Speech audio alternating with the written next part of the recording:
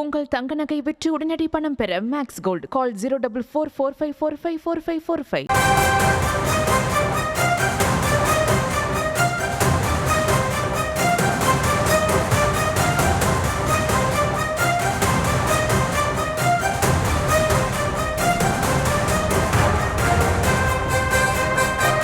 செய்தியை பார்த்து வருகிறோம். தேசிய கல்விக் கொள்கைக்கு மாற்றாக இன்று காலை 10:30 மணி அளவில் மாநில கல்விக் கொள்கையை முதலமைச்சர் மு க ஸ்டாலின் வெளியிடுகிறார்.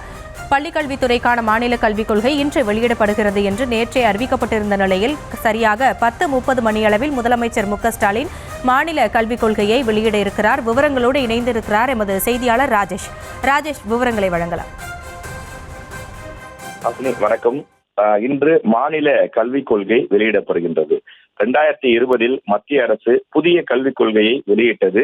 அந்த கல்விக் கொள்கை மும்மொழி கொள்கையை ஆதரிப்பதாக இருந்தது. எனவே அது தமிழ்நாட்டிற்கு ஏற்புடையது அல்ல என்று தமிழக அரசு தீர்மானித்து அதற்காக ஒரு புதிய குழு ஒன்றை நியமித்து நம்முடைய தமிழ்நாட்டிற்கென்று தனியாக கல்விக் கொள்கையை வகுப்பதற்காக அந்த குழு அமைக்கப்பட்டது.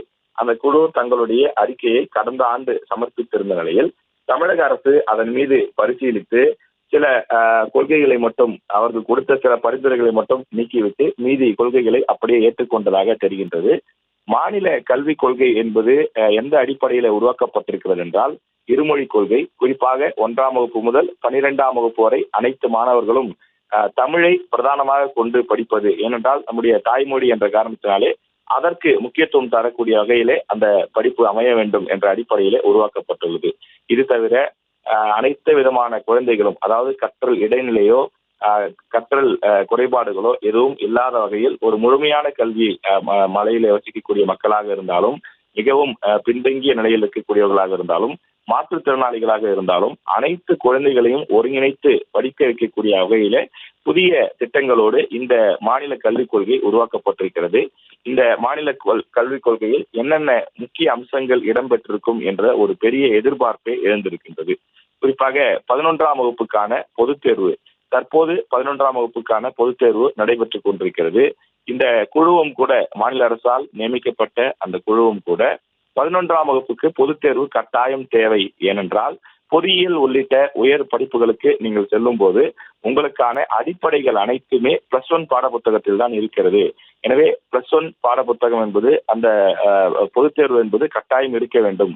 அதனை ரத்து செய்தால் மாணவர்கள் அதிக அளவில் கான்சென்ட்ரேட் செய்து அதனை படிக்க மாட்டார்கள். எனவே 10, 11, 12 இந்த 3 வகுப்புகளுக்கும் பொதுத் தேர்வு கட்டாயம் வேண்டும் என்று பரிந்துரை செய்துள்ளது. ஆனால் பெரும்பாலான பெற்றோர்கள் மற்றும் மாணவர்கள் மத்தியிலே அதற்கு தொடர்ந்து எதிர்ப்பு இருக்கக்கூடிய காரணத்தினால் இன்று +1 தேர்வு ரத்து என்ற அறிவிப்பு வருமா என்ற ஒரு எதிர்பார்ப்பும் நிலவி கொண்டிருக்கிறது. அதே போல 3, 5, 8 வகுப்புகளுக்கு பொதுத் தேர்வு என்று தேசிய கல்விக் கொள்கை பரிந்துரை செய்கிறது. ஆனால் 1 முதல் 9ஆம் வகுப்பு வரை பயிலக்கூடிய மாணவர்களுக்கு பொதுத் தேர்வு கூடாது என்று மாநில கல்விக் கொள்கை சொல்கின்றது. அது மட்டும் இல்லாமல் தொடர்ந்து பல்வேறு விஷயங்கள் தமிழ்நாட்டினுடைய கலை, இலக்கியம், சமூகம் சார்ந்த பல விஷயங்கள், குறிப்பாக தமிழ்நாட்டினுடைய அந்த வீரம், வரலாறு ஆகியவற்றை அறிந்து கொள்ளக்கூடிய வகையிலான பாடங்களை அதிக அளவில் மாணவர்களுக்கு கற்றுக் கொடுப்பது.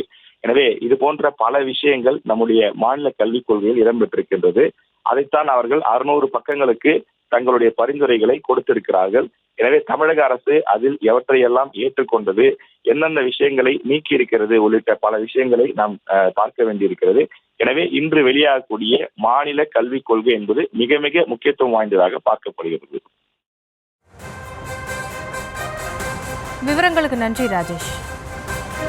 உங்கள் தங்க நகை விற்று உடனடி பணம் பெற மேக்ஸ் கோல்ட் கால் 044445454545.